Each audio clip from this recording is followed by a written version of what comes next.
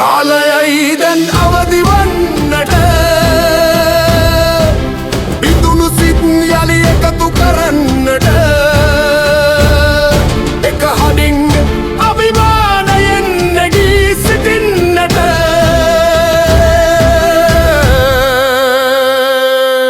ලක් මවට ජයරගෙන එන්නට.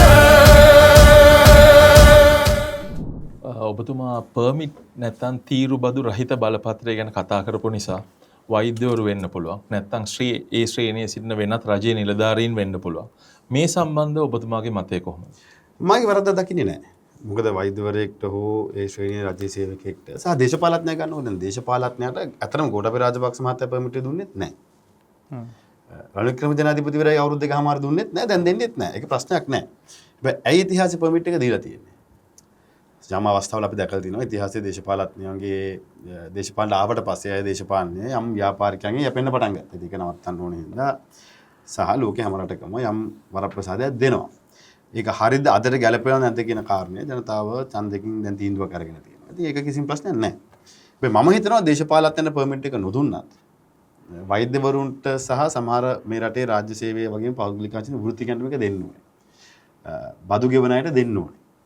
ඔහු යම් සාධාරණ බද්දක් ආණ්ඩුවට ගෙවනවා නම් ඌ ලංකාවේ වැඩිම බදු ගෙවන සමාගම් 10 15ක් රටේ ඇති. ඒ අයට යම් පර්මිට් එකක් දීම තුල වැරද්දක් නැහැ. මොකද එයා යම් කන්ට්‍රිබියුෂන් එකක් කරනවා. ඒ වගේම තමයි මේ පර්මිට් එක කියන එක මේ ආණ්ඩුවට අසීමිත පාඩුවක් ලැබෙන දෙයක් නෙවෙයි. ඔපචුනිටි ලොස් එකක් තියෙනවා. ඒක ඒ වාහනේ පෞද්ගලිකව අපි ලංකාවට ගෙන්නොත් යම් බද්දක් ගෙවනවා. හැබැයි අනිත් පැත්තෙන් ඒ පුද්ගලයා යම් සේවකුත් සපයනවා. ඒ හින්දා මේ අද දේශපාලන භූමිකාව ඇතුලේ අපි උත්සාහ කරනවා මේ පර්මිට් කියන එක ලොකු සටන් පාටයක් කරගන්න. හැබැයි මම ડોක්ටර් ඇත්තටම දකින්නේ මේ රටේ වාහනවල බදු ක්‍රමවේදය සරල වෙන්න ඕනේ. සහ අපි අඩුම ගානේ සෙමි නොක්ඩවුන් වලට මෙහි ඇසෙම්බලින් පටන් ගන්නවා.